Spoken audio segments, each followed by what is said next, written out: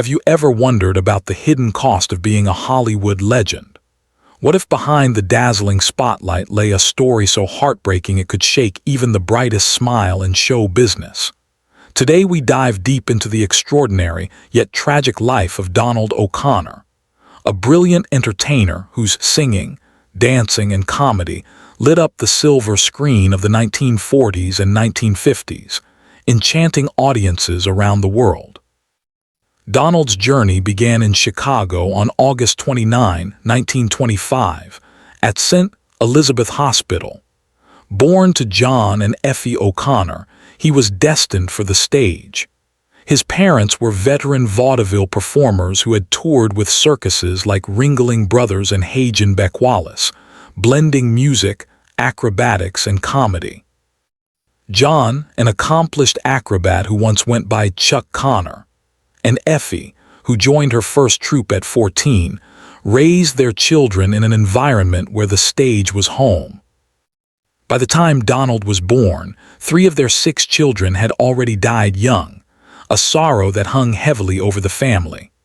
They lived in an old REO Speedwagon converted into a mobile home, complete with bunks, lockers, a stove, and lanterns, perfect for life on the road. For Donald, childhood wasn't about toys and schoolyards, but about falling asleep to applause and waking to his mother's piano during rehearsals. Sometimes, as a toddler, he'd wander on stage mid-performance, once tossing his pacifier into the orchestra pit, delighting the crowd. But tragedy arrived early. At just 2 years old, Donald survived a car accident that killed his sister. Weeks later, his father collapsed and died during a tumbling act in Massachusetts. Devastated but unable to stop, the O'Connors pressed on, performing across New England to cover funeral costs. Their motto became survival through laughter, because the stage was their only livelihood. Donald's siblings and cousin Patty became his mentors, teaching him choreography, timing, and resilience. Yet loss haunted him again when scarlet fever claimed his brother Bill. Donald, still a boy, felt the heavy responsibility of supporting his widowed mother. Despite hardship, there were brief glimpses of normal life. In Danville, Illinois, the family occasionally paused their tour, letting Donald play with cousins or attend school for short stretches. In Peru, Illinois, they performed at the South Bluff Country Club in exchange for meals and lodging, giving him rare moments of stability. Still, the lure of the stage always pulled them back. Donald's education was unconventional. Effie arranged correspondence lessons through the Pennsylvania Board of Education, turning dressing rooms into classrooms. Between shows, Donald studied his textbooks, though he was also a prankster, painting walls with makeup or sneaking into women's dressing rooms through drilled holes. He lived between discipline and mischief, embodying both the charm and chaos of a born entertainer. By the late 1930s, Hollywood took notice. Donald landed small roles in Melody for Two and It Can't Last Forever. Paramount soon cast him as Bing Crosby's little brother in Sing You Sinners and Fred MacMurray's younger self in Men with Wings. By 1941, Universal Pictures signed him, pairing him with Peggy Ryan in a string of successful B musicals like What's Cookin', Private Buckaroo, and Get Hep to Love. At just 16, Donald was already a rising star. But life shifted again when he turned 18. Drafted into the U.S. Army during World War II, Donald traded movie sets for military service. Universal, unwilling to lose his momentum, rushed multiple films into production before his departure. In 1944, he married Gwendolyn Carter, with whom he had a daughter, but the marriage collapsed by 1954 under career strain and personal struggles. After the war, Donald returned to Universal, now Universal International, and secured major roles. Then came his most famous creation, Francis the Talking Mule. Though odd by today's standards, the film series became a massive hit, showcasing Donald's gift for physical comedy. For years, audiences knew him as the man who talked to a mule. Yet his career-defining moment came in 1952 with Singin' in the Rain. Starring alongside Gene Kelly and Debbie Reynolds, Donald stole scenes as Cosmo Brown.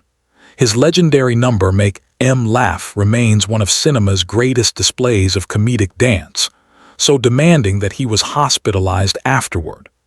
Though Kelly's rain-soaked solo became iconic, many viewers believed O'Connor's wild, acrobatic energy truly made the film unforgettable.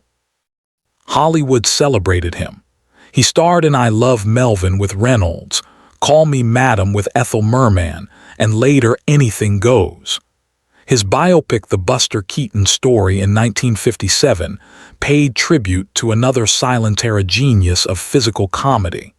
He even signed with Paramount and MGM, proving his versatility across studios. But the pace was brutal. In 1954, while preparing to star alongside Bing Crosby in White Christmas, O'Connor collapsed from exhaustion and illness. Danny Kaye replaced him, and Donald missed what became one of Hollywood's most enduring musicals. That same year, he married Gloria Noble, with whom he had 3 children, beginning a more stable chapter in his personal life. The late 1950s and 1960s brought challenges. The studio system was collapsing, television was rising, and musical films were fading. Donald adapted, starring in The Donald O'Connor Show, guest hosting the Colgate Comedy Hour and appearing on stage. But behind the curtain, he battled alcoholism and declining health. In 1971, he suffered a heart attack, a grim warning of how decades of relentless performing had taken their toll. Still, O'Connor pushed forward. He hosted the Academy Awards, performed in Las Vegas, and found smaller but memorable roles in films like Ragtime, 1981. On television, he charmed audiences with guest spots on Frasier and Dear John in the 1990s, reminding fans of his timeless charisma. In 1997, he made his final film appearance in Out to Sea with Jack Lemmon and Walter Matthau. Though frail, his presence radiated the same warmth that had captivated audiences decades earlier. But by then, his body was failing. On September 27, 2003, Donald O'Connor died of heart failure at 78, leaving behind a legacy both joyous and tragic. How do we reconcile the vibrant clown who made millions laugh with the man who endured so much sorrow? From childhood losses to punishing schedules, financial troubles, and addiction, Donald's story reveals the harsh underside of Hollywood glamour. Like Judy Garland, Mickey Rooney, and Debbie Reynolds, stars who also struggled, he was shaped and scarred by an industry that demanded endless perfection but offered little compassion. Yet O'Connor turned heartbreak into art. His humor, agility, and sincerity were born from resilience. Audiences may not have known his pain, but they felt his authenticity. That's why his performances endure. When he flung himself across a set in Make 'Em Laugh, it wasn't just slapstick, it was survival, a declaration that joy can outshine despair. Even today, young viewers discovering Singin' in the Rain on streaming platforms marvel at Donald's energy.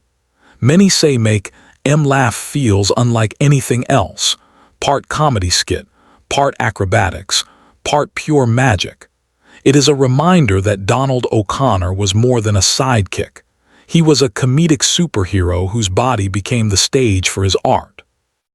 But behind every dazzling leap lay the weight of grief carried since childhood. He lost siblings, a father, and much of a normal life. He endured Hollywood's unforgiving machine and his own demons. Yet through it all, he believed in laughter, in making audiences forget their sorrows for just a moment. Donald O'Connor's story is more than nostalgia. It is a cautionary tale about the cost of fame and a tribute to resilience. Hollywood may have often exploited him, but he turned its demands into brilliance. When he danced, He transformed pain into joy, giving the world a reason to smile.